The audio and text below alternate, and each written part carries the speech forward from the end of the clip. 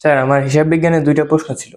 ও আচ্ছা, তো প্রিয় সুধীবিন্দু, আমার প্রিয় শিক্ষার্থী সাকিব হিসাব বিজ্ঞান বিষয়ের কিছু প্রশ্ন নিয়ে এসছে আমাকে জিজ্ঞেস করার জন্য। তো আমি বলেছিলাম তার মধ্যে কয়েকটা প্রশ্ন এখন আলোচনা করবো। বলো সাকিব, তোমার প্রশ্ন কি আছে?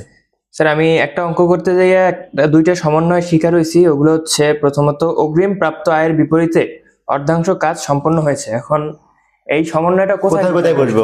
হ্যাঁ, অগ্রিম প্রাপ্ত আয়ের অর্ধাংশ কাজ সম্পন্ন হয়েছে। হ্যাঁ, মানে কি, রামিলের মধ্যে দেখো অনুপার্জিত আয় আছে, অনুপার্জিত আয় আছে। ওই অনুপার্জিত আয়ের অর্ধাংশ অর্জিত হয়েছে, অনুপার্জিত আয়ের অর্ধাংশ অর্জিত হয়েছে ওই কথা।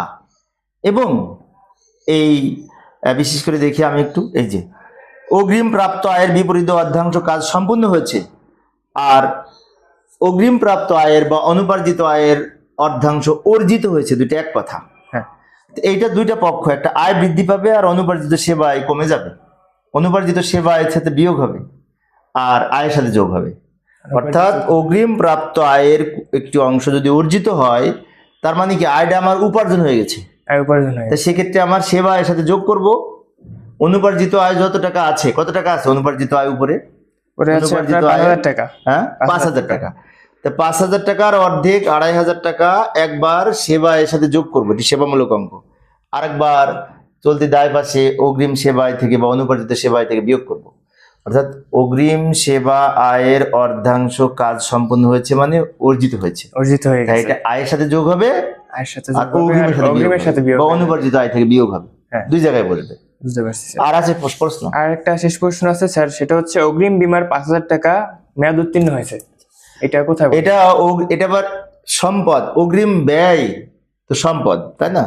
তো অগ্রিম বীমার মিলে আছে, দেখো কত টাকা। অগ্রিম বীমা 8,000 টাকা। 8,000 টাকা আছে। তো 8,000 টাকার কত অংশ বলছে? 8,000 টাকা 5,000 টাকা মেয়াদ উত্তীর্ণ হয়েছে। 5,000 টাকার মেয়াদ উত্তীর্ণ হয়েছে। তো অগ্রিম বীমার 5,000 টাকার মেয়াদ উত্তীর্ণ হয়েছে, এইটা একবার এই অগ্রিম বীমা থেকে বিয়োগ হবে সম্পদ পাশে। আরেকবার পরিচালন ব্যয়ের মধ্যে বীমা খরচ নামে বলবে। আরেকবার বলি, অগ্রিম বীমার 5,000 টাকার মেয়াদ উত্তীর্ণ হয়েছে, এই আইটেমটা খরচ হিসেবে একবার পরিচালন ব্যয়ের মধ্যে বলবে, বীমা খরচ নামে। খরচ নামে। আর আরেকবার অগ্রিম বীমা থেকে বিয়োগ হবে। তাহলে ঘটনা দুইটা প্রশ্ন করছো, দুইটা প্রশ্ন কিন্তু খুব গুরুত্বপূর্ণ। জি স্যার। একটা প্রথম প্রশ্নটা করছো অনুপার্জিত সেবা আয়ের অর্ধাংশ অর্জিত হয়েছে। ওই অর্জিত হয়েছে মানে কি, ওটা আয় হয়েছে, তাই সেবা আয়ের সাথে ওটা যোগ করবো, হ্যাঁ, তাই না? আচ্ছা, আর পরের সমন্বয়টা ছিল এই অগ্রিম বীমার 5,000 টাকার মেয়াদ উত্তীর্ণ হয়েছে, তাহলে এটা আবার ব্যয়।